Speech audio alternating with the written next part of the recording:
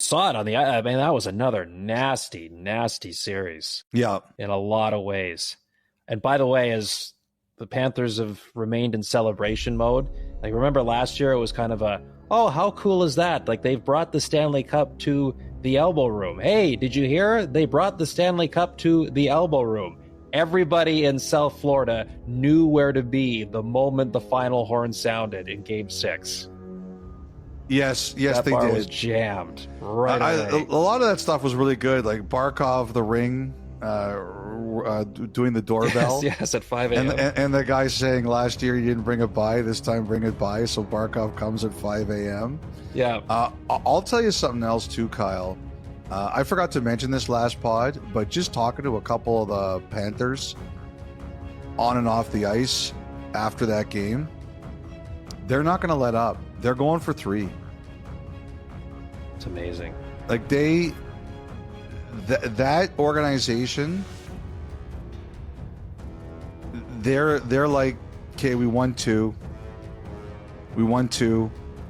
It's hard to win 2. Other teams have won 2. No one's won 3 in a row since the Islanders, right? Yeah, like not even the Oilers in the 80s did 3. That's 40 years ago. Well, and we talked about it early in the playoffs, Elliotte, like just with how that team prioritizes rest and recovery and just the group that they have there already. I know they've got some big decisions to make and trying to bring some guys back if that's the road they want to go. But I heard you on the radio, I can't remember where it was, made the interesting point where, you know, you look at a guy like Seth Jones and how many other players in the league were looking at him going, well, I could be that guy. I could be the player that maybe my situation isn't the best where I am right now, but I could be part of a solution in a place like Florida for when they go to find the next version of Seth Jones or a Brad Marchand or somebody of that ilk next year when they try to do it a third time. So, Kyle, Bill Zito, after they won the cup, he says, I'm going to try to keep everybody, right? And, you know, sometimes I think that's the emotion of the moment. You know, what are you going to say? You've just won the Stanley Cup. All these players have gone through a wall for you. Well, we're going to get rid of 2 of them. It's a tough thing to say.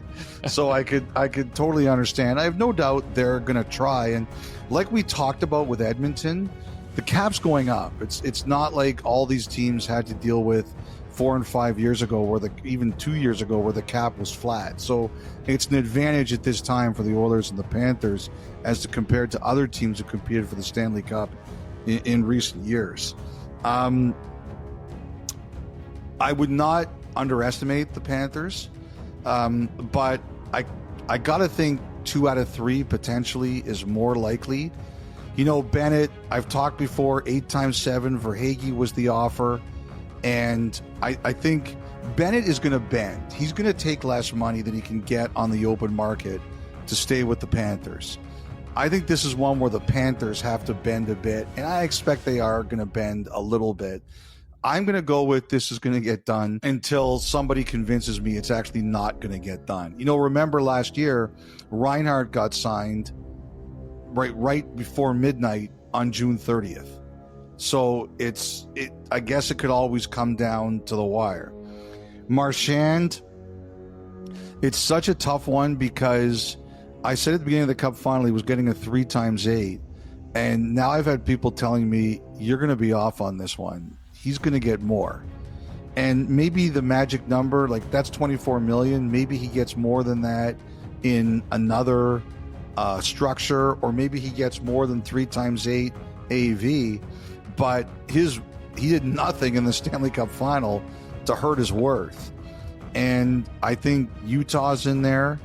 I think Toronto is going to be in there. And I think there's going to be other teams there as well. And it's going to be very interesting to see where Florida, an analytically heavy team, feels that it can go here. So I think that's going to be fascinating. Ekblad, you know, Kyle, I don't know how much they've really negotiated with him. I think they did last year around the draft free agency, It was not anything that Ekblad was willing to do. I have to think that as important to him as anything is term. He's 29 years old, and his body's been through a heck of a lot. So I've heard that term is going to be a big one for him. And this is a big opportunity for him, too, because he played the best hockey of his life. And I think there's going to be a lot of interest in him.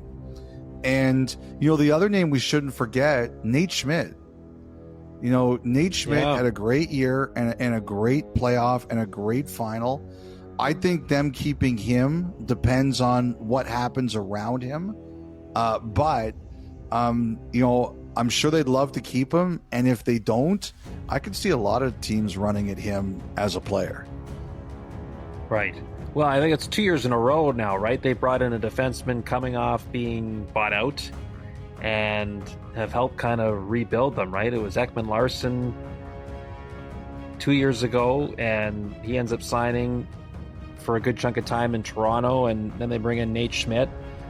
Great success. I mean, again, it speaks to the program they've got there in Florida, also to the work of Sylvain Lefebvre, who runs the defense there with the Panthers, along with Paul Maurice as the head coach.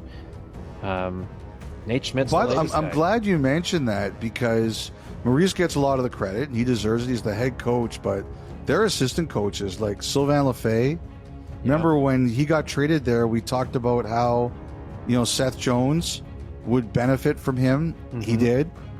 Rob Tallis, very patient over the years in dealing with Sergei Bobrovsky.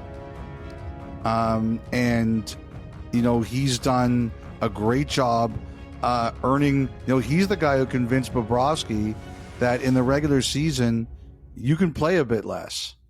And it's made Bobrovsky a better goalie. And I think we should also recognize a person who someone joked was Paul Maurice's brain. That's Jamie Compon. A 4-time Stanley Cup champion. Yeah, really good. Kings in 12, Blackhawks in 13, and now 2 in a row with the Panthers. And like Jamie Compon, man, he played when he was a player, and this was in the 90s. He played in the ECHL. He looks like he could still play. He is ripped. Yes, on the ice, he's like there's something with the routines in the morning where like he'll be on the ice helping the skate, and then he'll come off, and next thing you know, the room will open to the media, and he's sitting with a player at their stall. He's got the laptop out, looking at video, and you're like, okay, now he's finished on the ice. He's doing video stuff with players, and then you go leave the dressing room again, and he's back out on the ice, like working with the scratches.